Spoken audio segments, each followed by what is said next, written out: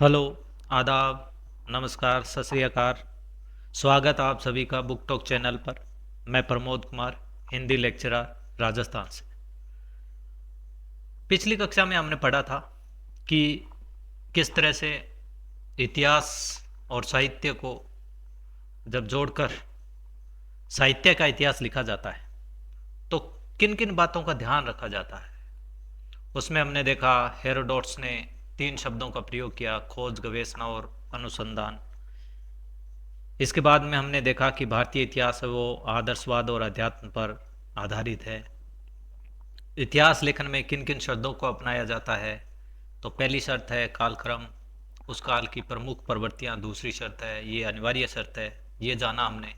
फिर हमने जाना था कि फ्रेंच विद्वान है जो तेन, उसने इतिहास लेखन में 3 तत्वों को स्वीकार किया है: जाति, वातावरण और क्षण विशेष।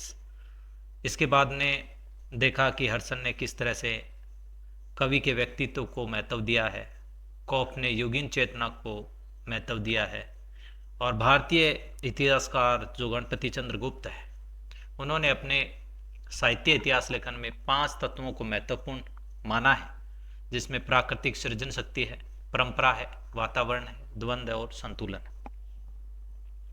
गणपति चंद्र गुप्त ने अपना इतिहास विकासवाद पर लिखा, जो कि एक पाश्चात्य अवधारणा है। यहाँ तक शायद पिछली क्लास में हमने पढ़ लिया था। अब चूंकि पिछली क्लास जो हमने बनाई 2-3 दिन पहले बनाई, तो उसके बाद में मुझे लगा उसको देखने पर कि उसकी जो क्वालिटी है वो थोड़ी अच्छी नहीं है। तो फिर मैंने किसी साथी से बात की तो उन्होंने बोला कि एक काम आप कर सकते हो कि आप इसकी पीपीटी बनाओ और पीपीटी बनाकर फिर आप उससे आप पढ़ाओ। तो फिर मैंने कोशिश की। फिर जो समय है 2 दिन का इसमें निकल गया और कुछ इस तरह की व्यवस्थाएं नहीं बैठ पाई। फिर मैंने कहीं इधर उधर से जानकारी जुटाकर इसको किया और अब आपके सामने है। देखते हैं अब ये नया प्रयोग किया है तो कैसे क्या सफल होता है। पर जैसे जैसे हम प्रयोग करेंगे या जैसे जैसे हम सीखते जा रहे हैं वैसे वैसे हम इसको आगे बढ़ाते जाएंगे। तो पिछली क्लास में देख लिया। अब हम देखेंगे कि इतिहास लेखन की जो प्रमुख पद्धतियां हैं वो कौन कौन सी। ऐसे तो बहुत सारी पद्धतियां होती है, पर यहाँ पे हम कुछ मुख्य या प्रमुख पद्धतियां हैं उनके बारे में जानेंगे, और वो 5 है। एक है वर्णानुक्रम, दूसरी कालानुक्रम, तीसरी वैज्ञानिक, चौथी समाजशास्त्रीय, और 5वीं और अंतिम विधेयवादी पद्धति। वर्णानुक्रम जो पद्धति है उसके अंदर वर्णों का अनुक्रम किया जाता है, यानी वर्णों के आधार पर इतिहास लेखन किया जाता है। जैसे अंग्रेजी के ABCD को आधार बनाकर उस इतिहास लेखन को लिख दिया जाता है। इसके बाद में कालानुक्रम है, इसमें काल को आधार बनाकर इतिहास लेखन किया जाता है। तो इस पद्धति में काल मुख्य रहेगा। इसके बाद वैज्ञानिक है, वैज्ञानिक पद्धति है, वो वैज्ञानिक तरीके से लिखी जाती है और इसके अंदर आप वैज्ञानिक तरीके से जो भी जितने भी तथ्य है, जितने भी कोई अवधारणाएं शामिल करनी है वो सारी इसमें शामिल की जाती है। और अभी तक वैज्ञानिक पद्धति से कोई ज़्यादा इतिहास नहीं लिखे गए तो इतनी कारगर साबित नहीं होती है। कालानुक्रम का ही एक अगला भाग कह सकते हैं वैज्ञानिक पद्धति को। इसके बाद में समाजशास्त्रीय पद्धति है। ये जो एक विद्वान है कार्ल मार्क्स, जिसको कार्ल मार्क्स भी कहते हैं, और कार्ल मार्क्स ने अपनी जो रचनाएं लिखी उसमें एक अवधारणा दी थी द्वंद्वात्मक भौतिकवाद की। और द्वंद्वात्मक भौतिकवाद की जो अवधारणा है उसी को समाजशास्त्रीय पद्धति के अंदर ज़्यादा महत्व दिया जाता है। तो ये भी इतनी ज़्यादा कोई कारगर साबित शामिल नहीं सॉरी कारगर साबित नहीं हुई है। तो ये भी कोई ज़्यादा विद्वानों के द्वारा द्वारा इसका यूज़ नहीं किया गया, या यूं कहे कि अभी तक इस पद्धति को लेकर कोई भी इतिहास लेखन नहीं हुआ है। लेकिन कुछ जो विद्वान हैं इस पद्धति को अच्छा मानते हैं, जिनमें से आचार्य हजारी प्रसाद द्विवेदी एक है। इसके बाद में जो अंतिम और ज़्यादा महत्वपूर्ण पद्धति है वो है विधेयवादी पद्धति। इस पद्धति के जो प्रवर्तक है वो फ्रांसीसी विद्वान तेन है, और तेन ने इस पद्धति की शुरुआत की, और भारतीय इतिहास लेखन में या भारतीय साहित्य के इतिहास लेखन में इस पद्धति का अनुकरण किया है आचार्य रामचंद्र शुक्ल ने। और ये पद्धति जो साहित्य इतिहास लेखन की जो मुख्य शर्तें हैं दो, उसका अनुसरण करती है। पहली शर्त है कालक्रम उसका, और दूसरी शर्त है उस समय की प्रमुख प्रवृत्तियां। तो इस पद्धति के अंदर कालक्रम और उस काल की प्रमुख प्रवृत्तियों को स्थान दिया जाता है, इसीलिए ये ज्यादा महत्वपूर्ण पद्धति है। अब हम इन पांचों पद्धतियों को क्रमवार या क्रम से पढ़ेंगे। देखते हैं। वर्णानुक्रम पद्धति वर्णों के अनुक्रम पर ये आधारित है। जैसे अंग्रेजी के ABCD है, उनको लेकर इतिहास लेखन इसमें होता है। इस पद्धति को सबसे पहले अपनाने वाले जो विद्वान थे गारसा द तासी, ये भी एक फ्रेंच विद्वान थे। शिव सिंह सेंगर, इन्होंने, ये भारतीय विद्वान है, इतिहासकार है, इन्होंने अपनाया। और इस पद्धति में लिखे गए ग्रंथों को विद्वानों ने साहित्यकार कोश ग्रंथ की संज्ञा दी। ये इतिहास लेखन की सबसे बद्दी और दोषपूर्ण पद्धति है। क्यों दोषपूर्ण है? इसका एक कारण ये है कि इसके अंदर वर्णों का अनुकरण किया जाता है, यानी ABCD, ये जो अंग्रेजी के वर्ण हैं, इनको आधार बनाया जाता है। और जब इनको आधार बनाया जाता है तो जब कोई भी ऐसा व्यक्ति, चाहे वो कोई सा ही काल का हो, मान लो कि आदिकाल का कोई कवि है जिसका नाम A से शुरू हो रहा है, और एक ऐसा कवि जो आधुनिक काल का है या रीतिकाल का है, उसका नाम भी A से शुरू हो रहा है, तो तीनों का स्थान एक जगह ही आएगा। तो जिससे हमें ये नहीं पता चलता कि ये कवि कौन से काल का है और इस काल की कौन सी प्रवृत्तियां हैं। तो ये सबसे बड़ा दोष है इस पद्धति का, इसीलिए ये पद्धति इतनी कारगर साबित नहीं हुई। इसके बाद में दूसरी जो पद्धति है कालानुक्रम, इस पद्धति के अंदर काल को आधार बनाकर इतिहास लेखन किया जाता है, और इस पद्धति को अपनाने वाले ग्रियर्सन और मिश्र बंधु है। इस पद्धति में लिखे गए ग्रंथों में कवियों का या लेखकों का जो वर्णन है वो काल के आधार पर होता है, यानी काल क्रम के आधार पर, या यूं कहें कि उन लेखकों के या उन कवियों के जन्म के आधार पर इनको स्थान दिया जाता है। अर्थात इसमें इतिहास लेखन की जो पहली शर्त है काल क्रम को अपनाना, वो अपना ली गई है, परंतु जो दूसरी शर्त है इतिहास लेखन के काल की प्रमुख प्रवृत्तियों का उल्लेख, उसको इसमें नहीं अपनाया गया। इसीलिए विद्वानों ने इस पद्धति में लिखे गए ग्रंथों को इतिहास ग्रंथ के रूप में स्वीकार नहीं किया है। इस पद्धति को अपनाने वाले हिंदी के अंदर गिरियर्सन और मिश्र बंधु थे, जबकि उर्दू में इस पद्धति को अपनाने वाले मोहम्मद हुसैन शाह या मोहम्मद हुसैन आजाद, जबकि अंग्रेजी में डॉक्टर जॉनसन ने इस पद्धति को अपनाया था। इसके बाद तीसरी जो पद्धति है वो है वैज्ञानिक पद्धति। वैज्ञानिक पद्धति में वही कमी है जो कालानुक्रम पद्धति में है। इसके अंदर भी जो पहली शर्त है काल या काल क्रम के अनुसार, उसको अपना लिया गया है, लेकिन जो प्रमुख और मुख्य शर्त है कि उस समय की प्रमुख प्रवृत्तियां क्या थी, उसको इसमें भी नहीं अपनाया जाता। लेकिन ये पद्धति जो शोध कार्य होते हैं या PhD का कार्य होता है, उसके अंदर उपयोगी मानी जाती है। गणपति चंद्र गुप्त इस पद्धति के बारे में बताते हैं कि इस पद्धति में इतिहासकार निरपेक्ष व तटस्थ रहकर तथ्यों का क्रमबद्ध एवं सुव्यवस्थित संग्रह करता है, यानी वैज्ञानिक तरीके से वो अपने तथ्यों को जमाता है। उसके बाद इतिहासकार के लिए तटस्थ व निरपेक्ष रहना भी अपने आप में बड़ा कार्य है, यानी उसने तथ्य जमा लिए और वो निरपेक्ष रहने की कोशिश कर रहा है, लेकिन निरपेक्ष कोई भी लेखक नहीं रह पाता। उसका मुख्य कारण ये है कि जब कोई भी इतिहासकार अपने इतिहास ग्रंथ को लिखता है तो वो किसी न किसी पूर्वाग्रह से ग्रसित होता है। कोई भी व्यक्ति इतना निरपेक्ष नहीं हो सकता, क्योंकि हर व्यक्ति की प्रवृत्तियां अलग तरह की होती है। कोई व्यक्ति प्रबंध को अच्छा मानता है, कोई मुक्तक को। कोई ऐसा व्यक्ति होता है जो कृष्ण भक्ति को अच्छा मानता है, कोई राम भक्ति को। और कुछ ऐसे होते हैं जिनको निर्गुण भक्ति ज़्यादा प्रिय होती है, या फिर कुछ ऐसे जिनको श्रृंगारिक रचनाएं हैं वो ज़्यादा प्रिय होती है।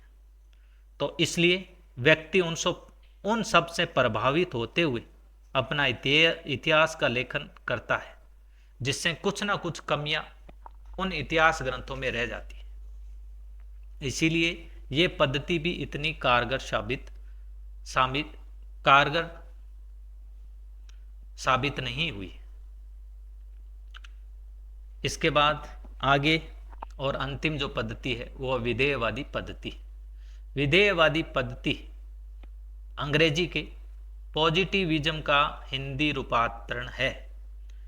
इसके अंदर पॉजिटिविज्म का मतलब है सकारात्मक रूप से सोचना। इस पद्धति के प्रवर्तक फ्रांसीसी विद्वान तेन या वेन है, और भारत में इस पद्धति के जो प्रवर्तक है वो रामचंद्र शुक्ल। हिंदी साहित्य के लिए सबसे उपयुक्त विधि है वो है विधेयवादी पद्धति। इस पद्धति में कवियों की जो रचनाएं हैं वो इतिवृत्तात्मक विवरण तथा उस युग की प्रवृत्तियों का वर्णन विश्लेषण किया जाता है। इतिवृत्तात्मक विवरण का मतलब ये है कि जितनी भी बात कवि के बारे में हमें मालूम पड़ती है उन सब के बारे में वर्णन विश्लेषण करना, या उसको पूरी तरह से एक एक छोटी छोटी बातों को लिखना, वो कहलाता है इतिवृत्तात्मक विवरण। इस पद्धति में इतिहास लेखन की दोनों शर्तें उनको अपना लिया गया है। पहली शर्त है कालक्रम की, उसको अपनाया गया है, और दूसरी जो मुख्य शर्त है वो है उस काल की प्रमुख प्रवृत्तियां, उसको भी इस पद्धति के अंदर अपना लिया गया है। इसीलिए रामचंद्र शुक्ल का जो इतिहास है वो आज भी सर्वमान्य और प्रामाणिक माना जाता है, क्योंकि रामचंद्र शुक्ल ने अपना इतिहास लिखते समय विधेयवादी पद्धति का अनुकरण किया था।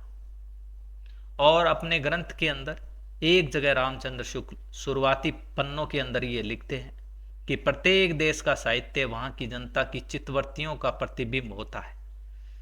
यानी कि जैसी जनता होगी और जैसी जनता के मनों के अंदर विचार होंगे उसी तरह का साहित्य लिखा जाएगा।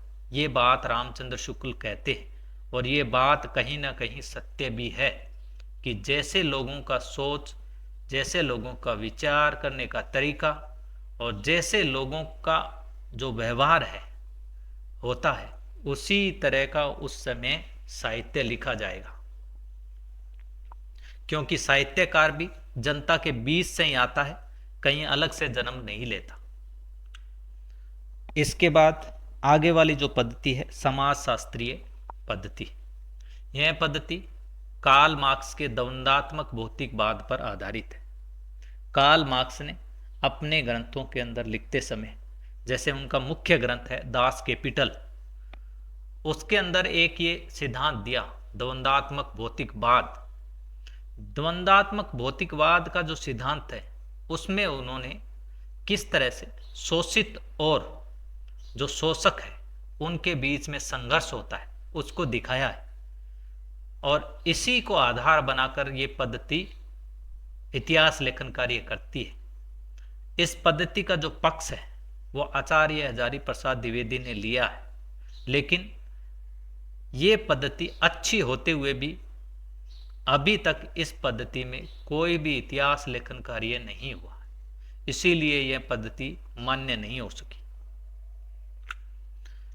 अब हम देखते हैं कि कुछ ऐसे ग्रंथ हैं जो वास्तव में तो इतिहास ग्रंथ नहीं है, लेकिन उन ग्रंथों के अंदर बहुत सारी महत्वपूर्ण जानकारियां मिलती है हमें उस समय के कवियों की, लेखकों की, जिनको बाद में लिखे गए बहुत सारे इतिहास ग्रंथों के अंदर कच्चे माल के रूप में उपयोग किया गया है। बहुत सारे ऐसे लेखक जिन्होंने इन रचनाओं में से अलग अलग काल के कवियों को स्थान दिया है और बहुत सारी जानकारी यहाँ से जुटाई है। जैसे गोकुलनाथ ने अपने 2 ग्रंथ लिखे, 252 वैष्णव की वार्ता और 84 वैष्णव की वार्ता। ये दोनों ग्रंथ हमें कृष्ण भक्ति के जितने भी कवि और उस समय के जो प्रमुख लेखक है, कृष्ण भक्ति को मानते हुए अपनी रचनाओं को करने वाले, उनका वर्णन इसमें मिलता है। फिर है नाभादास। नाभादास का जो भक्तमाल है उसके अंदर हमें बहुत सारी ऐसी जानकारियां मिलती हैं उस समय के भक्त कवियों के बारे में, जिनको बाद के कवियों ने अपने ग्रंथों में स्थान दिया है। इसी तरह से कालिदास त्रिवेदी है, उन्होंने लिखा कालिदास हजारा। इस ग्रंथ के अंदर बहुत सारे रीतिकालीन कवियों को स्थान दिया गया है। इसी तरह से बाद में लिखा एक ग्रंथ दुर्वेदास ने, भक्त नामावली। भक्त नामावली में हमें भक्त कवियों के बारे में बहुत सारी जानकारी मिलती है। भारतेंदु हरिश्चंद्र ने भी सुंदरी तिलक नाम का एक संग्रह लिखा जिसमें 69 सवैया है, और 69 सवैयों का ये संग्रह है।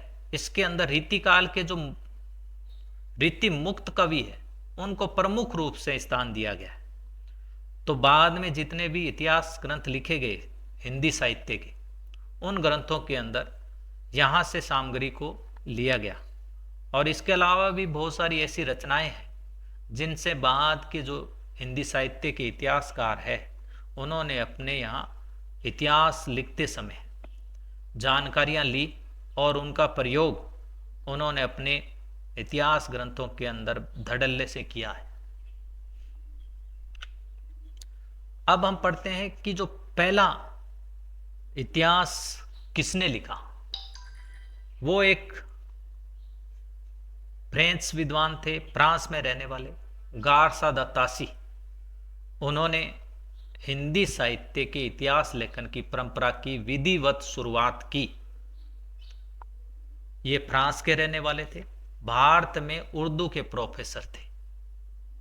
इन्होंने अपना जो ग्रंथ है वो 1839 में फ्रेंच भाषा में इस्तवार de la littérature एंदुई ए हिंदुस्तानी नाम से लिखा। यह इतिहास ग्रंथ 2 संस्करणों में प्रकाशित होता है। 2 संस्करण जिसमें से 5 भाग है टोटल। पहले संस्करण को 1839 में इन्होंने प्रकाशित करवाया। इसके 2 भाग हैं। पहले भाग के अंदर कवियों के नाम लिखे गए और जो दूसरा भाग है वो 1847 में प्रकाशित करवाया और उसमें उन कवियों की रचनाओं का उल्लेख किया है। इसके बाद में दूसरा संस्करण इन्होंने निकाला, वो 1871 में निकाला। इसके 3 भाग हैं और ये पेरिस से प्रकाशित हुआ था। इस तरह से गारसा द तासी ने भारतीय हिंदी साहित्य लेखन की परंपरा की विधिवत शुरुआत की। ये महत्वपूर्ण है। अगर कहीं क्वेश्चन आता है कि भारतीय इतिहास लेखन की परंपरा की विधिवत शुरुआत करने वाले कवि का नाम, तो वो है गारसा द तासी। इसी तरह से आगे भी हम पढ़ेंगे तो इन बातों को थोड़ा ध्यान रखना है कि इतिहास लेखन की परंपरा की विधिवत शुरुआत चाहे ये हिंदी भाषा में नहीं हो, लेकिन विधिवत शुरुआत सबसे पहले गारसा द तासी ने की। इस ग्रंथ में इन्होंने कुल 738 कवियों का उल्लेख किया है, लेकिन इसके अंदर हिंदी के सिर्फ 72 ही कवि हैं। 666 कवि उर्दू के थे।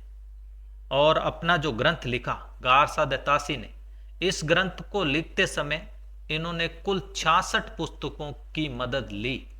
जिस तरह से हम पढ़ के आए हैं पीछे कि कुछ ऐसी पुस्तकें जो इतिहास ग्रंथ नहीं है, लेकिन उसमें बहुत सारी जानकारियां इतिहास के बारे में हमें मिलती है, उन कवियों की, उन लेखकों की, जिनको बाद में लिखने वाले इतिहासकारों ने अपने इतिहास ग्रंथों के अंदर कच्चे माल के रूप में प्रयोग किया। तो उसी तरह से गारसा दत्तासी ने कुल 66 पुस्तकों की मदद ली, जिसमें से हिंदी की 11 पुस्तकें थी। इस ग्रंथ का बाद में हिंदी में अनुवाद हुआ 1952 में।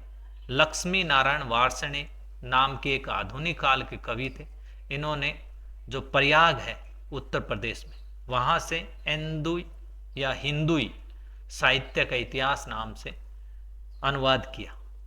हिंदुई साहित्य का इतिहास लक्ष्मी नारायण वार्ष्णेय के द्वारा लिखा गया 1952 में। फिर क्यों इतना समय इस ग्रंथ को लिखते, हिंदी का अनुवाद करने में क्यों लगा? इसका कारण प्रमुख ये है कि ये जो मुख्य रूप से जो इतिहास लिखा गया था गारसा दत्तासी के द्वारा, ये लिखा गया था फ्रेंच भाषा में। फ्रेंच भाषा के बाद में इसको अनुवाद किया गया इसका अंग्रेजी में, और फिर अंग्रेजी से इसका अनुवाद हुआ हिंदी में। तो इसलिए ये लंबा समय इसमें लगा। प्रोफेसर नलिन विलोचन शर्मा है गारसा दत्तासी को प्रथम इतिहास लेखक के रूप में स्वीकार करते हैं। प्रोफेसर नलिन विलोचन शर्मा, जिन्होंने हिंदी साहित्य का इतिहास भी लिखा है, इन्होंने बाद में इन्होंने कहा है कि गारसा दत्तासी प्रथम इतिहास लेखक है हिंदी के। गारसा दत्तासी ने जो बोलियां हैं उनको दो भागों में बांटा है। एक वो जो उत्तर भारत में मुसलमानों द्वारा बोली जाने वाली उर्दू है, उसको हिंदुस्तानी कहा, जबकि दक्षिण भारत की जो मुसलमान है उनके द्वारा बोले जाने वाली उर्दू को इन्होंने दक्षिणी हिंदी कहा है। इस ग्रंथ के अंदर बहुत सारी सामग्री शामिल थी, बावजूद इसमें कुछ दोष भी है, क्योंकि इसके अंदर इन्होंने काल विभाजन का कोई भी वर्णन नहीं किया है। यानी गारसा दत्तासी के द्वारा लिखे गए ग्रंथ के अंदर हिंदी साहित्य को अभी तक कालों में नहीं बांटा गया है।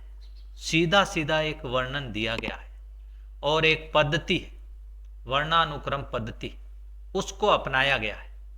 जैसे प्रथम कवि है वो अंगद है, यानी पहला जो कवि है उसका नाम है अंगद, ऐसे शुरू होता है, इसीलिए सबसे पहले इसको रखा है। और अंतिम कवि है वो है हेमंत।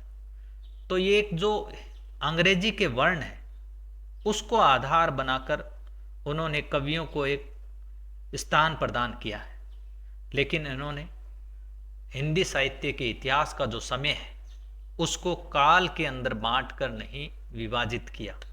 तो सबसे बड़ा दोष इस ग्रंथ के अंदर ये है। इसके बाद में आते हैं मौलवी करीमुद्दीन। मौलवी करीमुद्दीन, इन्होंने अपना जो हिंदी साहित्य का इतिहास है उसको उर्दू भाषा में लिखा और 1848 में लिखा, तज़किराए सूराए हिंदी नाम से। तज़किराए सूराए हिंदी नाम से उर्दू में लिखा। कालानुक्रम पद्धति का प्रयोग है, वही कालानुक्रम पद्धति जिसका प्रयोग गारसा दत्तासी ने अपने इतिहास ग्रंथ लिखते समय किया। कुछ विद्वान तो ये मानते हैं कि ये जो मौलवी करीमुद्दीन है, इन्होंने अपना जो ग्रंथ है वो गारसा दत्तासी के ग्रंथ इस्तवार दलाल लिटरेचर हिंदुई ए हिंदुस्तानी का ही अनुवाद है। यानी गारसा दत्तासी के ग्रंथ का अनुवाद ही किया है तज़किराए सूराए हिंदी नाम से मौलवी करीमुद्दीन ने, ये कुछ विद्वान मानते हैं। इसके बाद में एक ग्रंथ और लिखा गया 1873 ईस्वी में पंडित महेश दत्त शुक्ल के द्वारा। इन्होंने अपना ग्रंथ भाषा काव्य संग्रह नाम से लिखा। इसके अंदर भी इन्होंने बहुत सारे कवियों का वर्णन किया है। शिव सिंह सेंगर, अब शिव सिंह सेंगर को हम पढ़ेंगे नेक्स्ट वाले वीडियो के अंदर, क्योंकि वीडियो हो जाएगा लंबा और फिर देखने में थोड़ी दिक्कतें होगी। और मैंने ये जो अभी वीडियो बनाया है इसके अंदर पीपीटी में इसको बनाया गया है। कोशिश है कि थोड़ा अच्छा बने, इसकी क्वालिटी सुधरे, पर ये कहाँ तक संभव हुआ है वो तो देखने वाली बात है। और इसमें कुछ थोड़ी बहुत खामियां अभी भी अगर है तो उसको बाद में सुधारा भी जाएगा। आगे आगे जैसे जैसे अपन बढ़ेंगे तो धीरे धीरे सुधार होता जाएगा, और कोशिश ये रहेगी कि एक अच्छी सामग्री आप लोगों तक पहुँचे।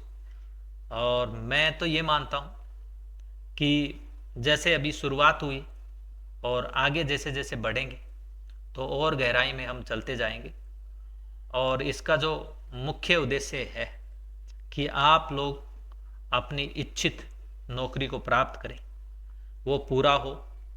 इसी के साथ मैं आप लोगों को अब बोलता हूँ कि अपनी जो पढ़ाई है वो कंटिन्यू रखिए, और अगर आप लोगों ने अभी तक व्यवस्थित रूप से अपनी पढ़ाई शुरू नहीं की है तो अभी भी समय है, आप इसको शुरू कर सकते हैं। और इसी के साथ जय हिंद, जय भारत।